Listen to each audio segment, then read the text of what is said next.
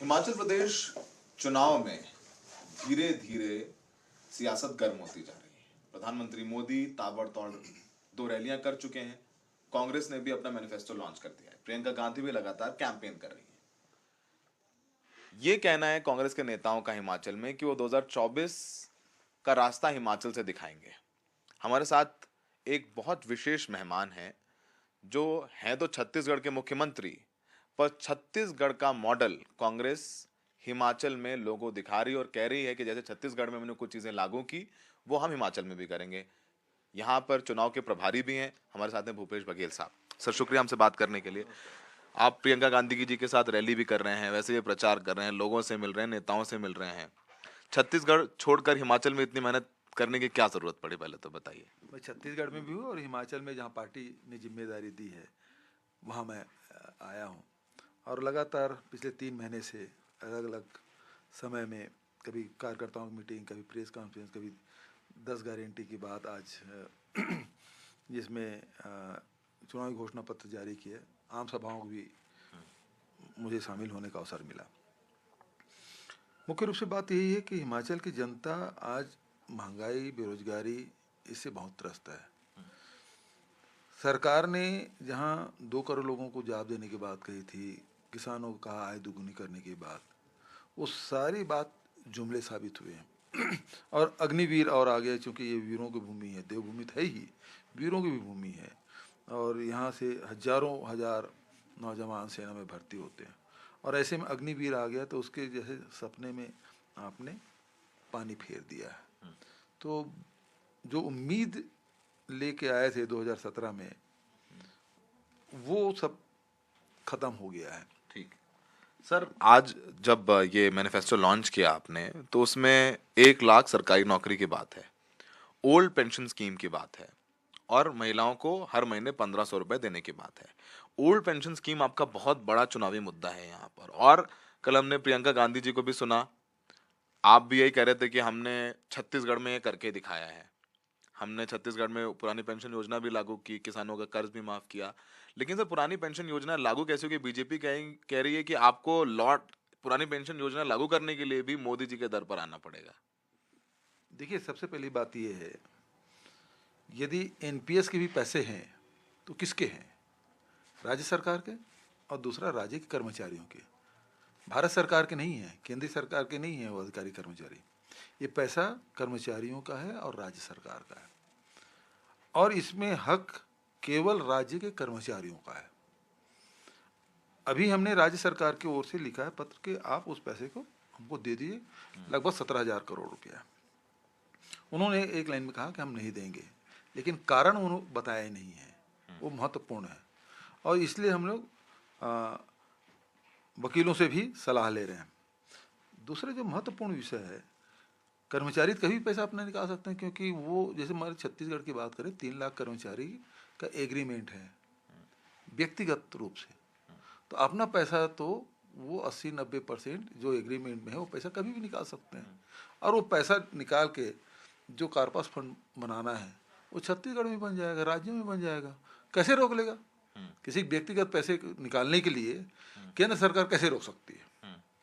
तो ये विलंब कर सकते हैं, अड़ंगा लगा सकते हैं, लेकिन सफल नहीं होंगे। तो क्या आपको जो सुन रहे हैं बीजेपी के नेता हमारे एनडीटीवी के माध्यम से या हिमाचल के लोग एनडीटीवी के माध्यम से सुन रहे हैं और बीजेपी सवाल उठा रही है कि आप ओल्ड पेंशन स्कीम लागू नहीं कर पाएंगे, उनको क्या कहना चाहेंगे? कैसे लागू करेंगे? कहाँ से लाएंगे पैसा? बिल्कुल लाएंगे। पैसा उन्हीं का पैसा है, राज्य का पैसा है, छत्तीसगढ़ सरकार का पैसा है, छत्तीसगढ़ के कर्मचारी अधिकारियों का पैसा है। वो पैसा तो हम लेके रहेंगे, उसको रोक कोई नहीं सकता, किसी कीमत में नहीं रोक सकते। लेकिन ये है कि अभी वो सीधा राज्य सरकार को नहीं दे रहे हैं तो कर्मचारी खुद निकाल लेंगे, उसे कैसे रोक सकते हैं आप? तो रोक तो नहीं सकते आप। और ओल्ड पेंशन स्कीम हम लागू करेंगे, ये हमने कहा है और वो होके रहेगा। 1 लाख नौकरियां सरकारी कहाँ से सृजन करेंगे इन 1 लाख नौकरियों का? सीधी सी बात है, 63,000 पद वैसे रिक्त हैं हिमाचल प्रदेश में।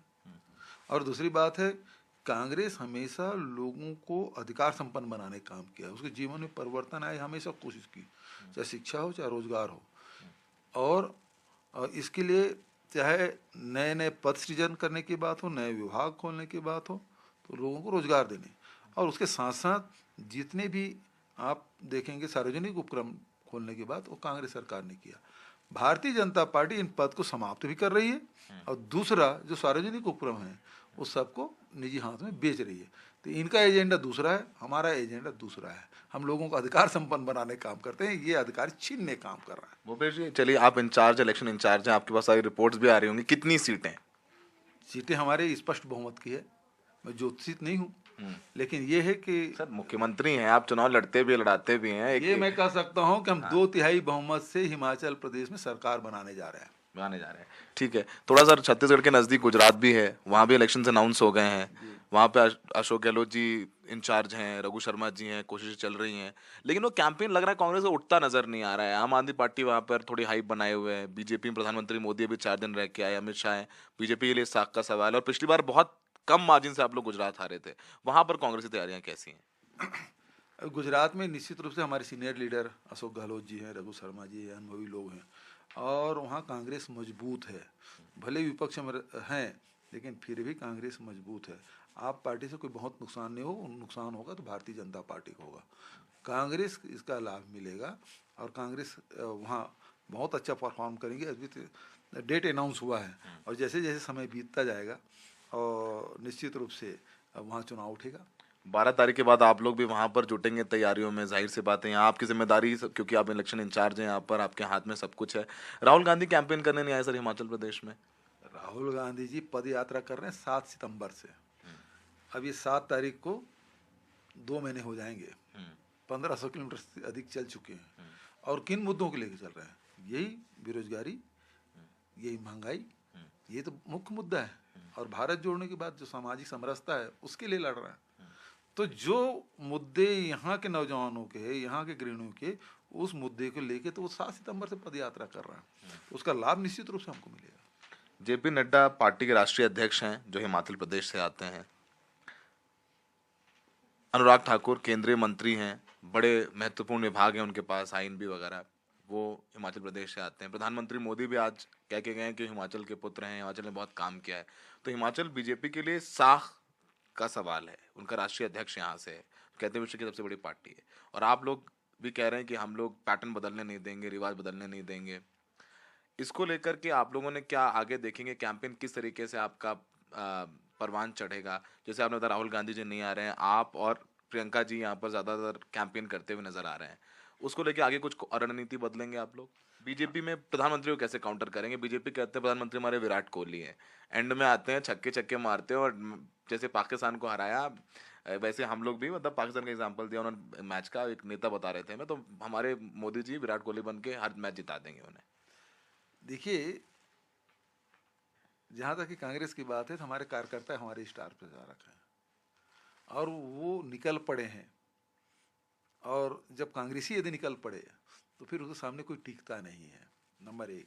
नंबर 2, भारतीय जनता पार्टी हमेशा ये कहती है कि हम दूसरे पार्टियों से अलग हैं, हमारा कार्डर बेस पार्टी है, हमारे अनुशासन है। और स्थिति क्या है कि आज 21 विधानसभा में उनके बागी लोग खड़े हैं।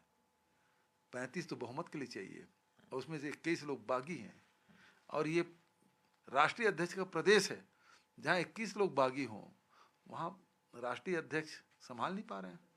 प्रधानमंत्री जी खुद बात कर रहे हैं बागियों से, उसके बाद भी वो चुनाव मैदान में डटे हुए हैं, तो वो हार तो पहले मान चुके हैं। तो ये स्थिति भारतीय जनता पार्टी की है कि भारतीय जनता पार्टी में बगावत भी है और सारे जो उनकी जो रणनीति है वो सब फेल हो चुकी है। ठीक है सर, हमसे बात करने का बहुत बहुत शुक्रिया, और हम आपसे फिर बात करेंगे जब चुनाव के नतीजे आ जाएंगे। उम्मीद है कि आप हिमाचल में आएंगे 12 तारीख को, जाहिर सी बात अच्छा रिजल्ट आया तो फिर आपसे बात होगी। वैसे सर ने बोला है कि बहुमत से सरकार आ रही है, और कांग्रेस का कैंपेन बहुत इंपॉर्टेंट है। भूपेश जी इंचार्ज भी हैं, लगातार रैलियां भी कर रहे हैं, लोगों से मिल भी रहे हैं, और बहुत ज़रूरी भी है कांग्रेस के लिए, क्योंकि पिछले बाई इलेक्शन में कांग्रेस ने अच्छा किया है, यहाँ विधानसभा सीटें भी जीती, मंडी की लोकसभा सीट भी जीती प्रतिभा सिंह ने, तो उम्मीद है कांग्रेस को काफ़ी हिमाचल प्रदेश से। तो फिलहाल लगातार एनडीटीवी इंडिया पर आपको हिमाचल प्रदेश चुनाव से हम खबरें दिखा रहे हैं, और भूपेश जी हमारे साथ थे। सहयोगी अशोक माले के साथ शिमला में सौरभ शुक्ला, एनडीटीवी इंडिया।